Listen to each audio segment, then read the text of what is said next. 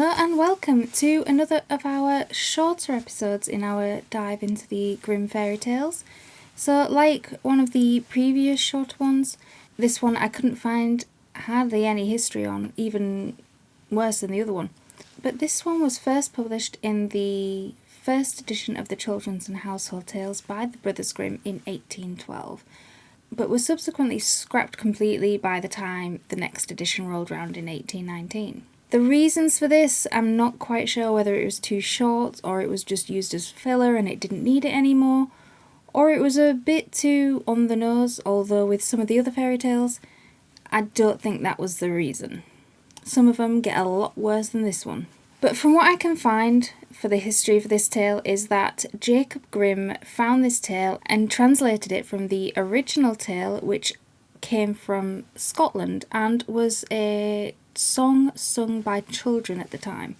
And try as I might in the world of the internet, I could not find this song, poem or anything anywhere. So if any of my viewers are from Scotland and you know what this song is, comment down below and let me know, because I am really interested to find out, and I'm curious. I like to find things out. So like the other little ones, I'm not going to do like a summary of this story because it's only like a few paragraphs.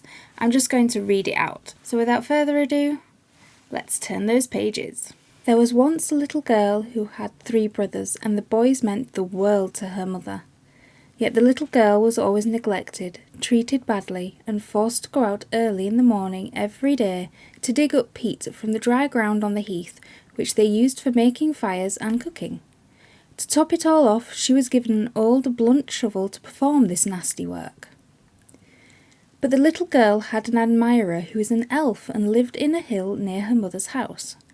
Whenever she went by the hill, he would stretch out his hand from the rocky slope and offer her a knife that had miraculous powers and could cut through anything.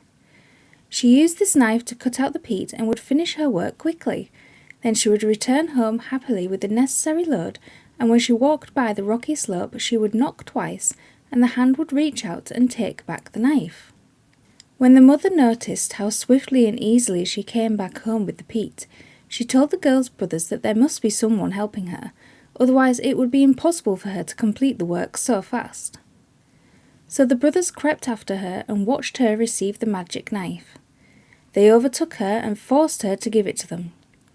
Then they returned to the rocky slope, knocked the way she had always done, and when the good elf stretched out his hand, they cut it off with his very own knife. The bloody arm drew back, and since the elf believed that his beloved had betrayed him, he was never seen after that. Now there's no mention of what happens to the little girl, or you just assume that she has to now go dig peat every day for the rest of her life without any help and a blunt shovel. But that was our tale for today. Please leave a like and don't forget to subscribe.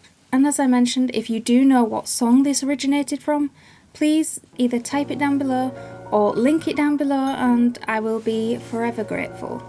So as always, keep reading.